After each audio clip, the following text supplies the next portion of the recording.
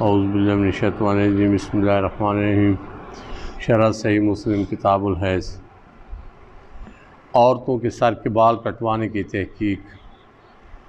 توجہ سے یہ سننا ہے، یہ عورتوں کے جو بال آج کل عورتیں کٹوا رہی ہیں، یہ ان کے بارے میں مکمل اس کی تفصیل ہے کہ کیا یہ جائز ہے یا جائز نہیں ہے۔ اس حدیث میں ہے کہ رسول اللہ صلی اللہ علیہ وسلم کے ازواج سر کے بال کاٹ لیتی تھیں حتیٰ کہ وہ وفرہ کی مقدار رہ جاتے تھے۔ علامہ نووی لکھتے ہیں وفرہ لمہ تا سے بڑے بال ہوتے ہیں اور لمہ کندھوں تک ہوتے ہیں۔ یہ امام لغت اسمی کا قول ہے۔ قاضی یاد رحمہ نے کہا کہ عرب کے خواتین میں لمبے بالوں کی چوٹیاں اور مینڈیاں رکھنے کا معمول تھا، اور شاید نبی پاک صلی اللہ علیہ وسلم کے ازواج نے یہ عمل رسول اللہ صلی اللہ علیہ وسلم کے بعد کیا، کیونکہ انہوں نے آپ کی وصال کے بعد زینت کو ترک کر دیا تھا اور وہ لمبے بال رکھنے سے مستغنی ہو گئی تھی۔ دوسرے علماء نے لکھا ہے بلکہ اس عمل کا رسول اللہ صلی اللہ علیہ وسلم کی وصال کے بعد ہونا متعین ہے۔ اس حدیث میں یہ دلیل ہے کہ عورتیں اپنے بالوں کو کچھ کاٹ کر تخفیف کر سکتی ہیں، کاٹ کے کچھ کم کر سکتی ہیں۔ اس حدیث اور علامہ نووی کی شرح کی وجہ سے بعض علماء موجودہ زمانہ میں عورتوں کے سر کے بال کٹوانے کے طریقہ کو جائز کہتے ہیں۔ ہمارے نزدیک ان کا یہ استدلال صحیح نہیں ہے۔ اولاً اس لیے کہ امام بخاری نے اس حدیث کو عبداللہ بن محمد کی سند سے روایت کیا ہے، اور اس میں یہ اضافہ نہیں ہے کہ ازواج مطہرات سر کے لمبے بال کاٹ دیتی تھیں۔ ثانیاً امام مسلم نے اس حدیث کو عبیداللہ بن معاذ عمری کی سند سے روایت کیا ہے، جس میں یہ اضافہ ہے، اور ہر چند کے بعض محدثین نے ان کی توثیق کی ہے۔ تاہم امام ابن معین نے کی ان کے متعلق رائے یہ ہے۔ ابن سمینہ، شباب اور عبیداللہ بن معاذ عمری اصحاب حدیث نہیں ہیں، یہ کچھ بھی نہیں ہے۔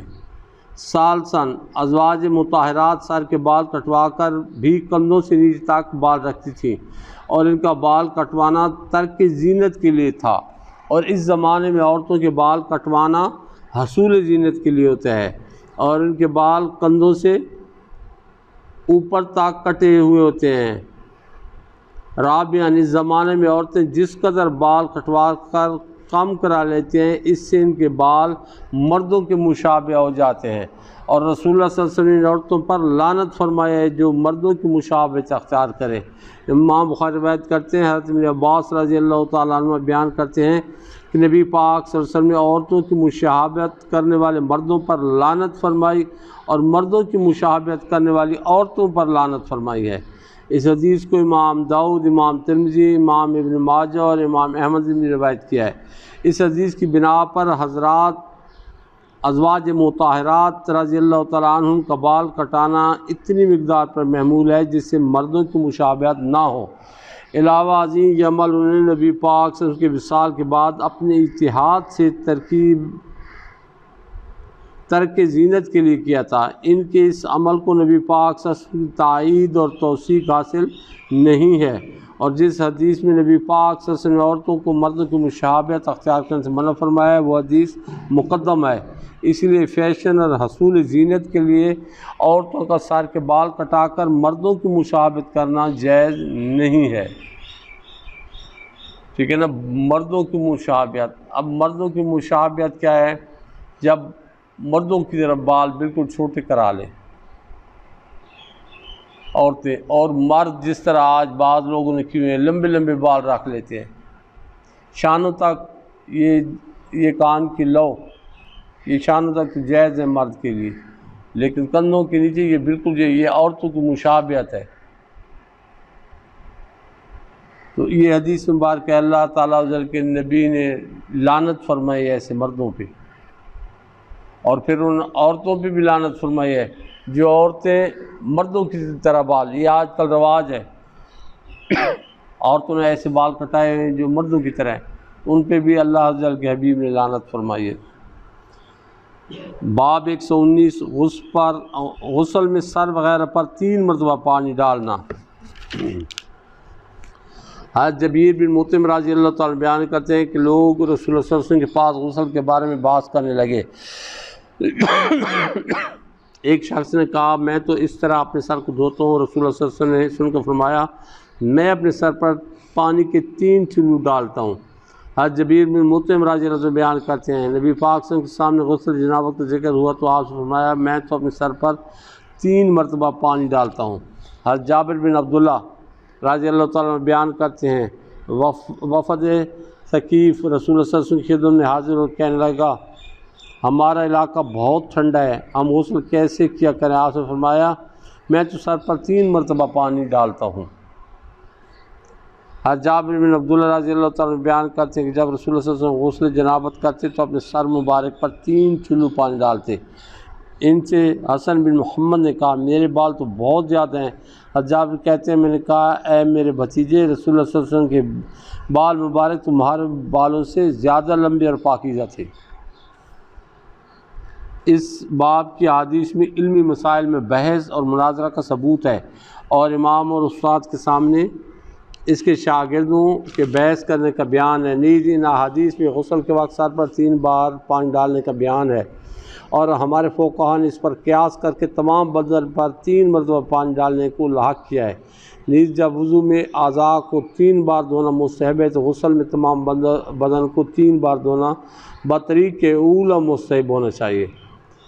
غسل میں مینڈیوں کا حکم، عورتوں نے جو مینڈیاں باندھی ہوتی ہیں یہ غسل میں ان کے لیے کیا حکم ہے؟ حضرت ام سلمہ رضی اللہ تعالیٰ عنہ ام المومنین نے عرض کیا یا رسول اللہ میں اپنے سر پر بہت کس کر مینڈیاں باندھتی ہوں، کیا میں غسل جنابت کے لیے کھولیا کروں؟ آپ سے نے فرمایا نہیں، تمہارے لیے سر پر صرف 3 چلو پانی بہا لینا کافی ہے، پھر اپنے تمام بدن پر پانی بہا لینا تو تم پاک ہو جاؤ گی۔ امام مسلم فرماتے ہیں ایک اور سند کے ساتھ اسی طرح کی روایت منقول ہے مگر اس میں حیض اور جنابت کا ذکر ہے۔ امام مسلم فرماتے ہیں کہ ایک اور سند کے ساتھ اسی کی روایت منقول ہے، اس میں غسل جنابت میں مینڈیاں کھولنے کا ذکر ہے، حیض کا ذکر نہیں ہے۔ عبید بن عمیر بیان کرتے ہیں کہ حضرت عائشہ صدیقہ رضی اللہ تعالیٰ عنہ ام المومنین کو یہ خبر پہنچی کہ حضرت عبداللہ بن عمر رضی اللہ تعالیٰ عنہ عورتوں کو غسل کے وقت مینڈیاں کھولنے کا حکم دیتے ہیں۔ حضرت عائشہ صدیقہ رضی اللہ تعالیٰ عنہ ام المومنین فرمایا عبداللہ بن عمر رضی اللہ تعالیٰ عنہ پر تعجب ہے کہ وہ عورتوں کو غسل کے وقت مینڈیاں کھولنے کا حکم دیتے ہیں، وہ عورتوں کو سر منڈانے کا حکم کیوں نہیں دے دیتے؟ حالانکہ میں رسول اللہ صلی اللہ علیہ وسلم کے ساتھ ایک برتن سے پانی لے کر غسل کرتی تھی اور اپنے بالوں پر صرف 3 بار پانی ڈالتی تھی۔ جمہور فقہاء کا مذہب یہ ہے کہ جب غسل کرنے والی عورت کے سر کے بالوں میں بالوں کو کھولے بغیر پانی پہنچ جائے تو اس کے لیے سر کے بالوں کو کھولنا ضروری نہیں ہے، اور اگر بالوں کو کھولے بغیر اس کے سر میں پانی نہ پہنچے تو پھر بالوں کو کھولنا واجب ہے۔ اور حضرت ام سلمہ رضی اللہ تعالیٰ عنہ ام المومنین کی حدیث اس پر محمول ہے کہ ان کے سر مبارک کے بالوں میں پانی پہنچ جاتا تھا۔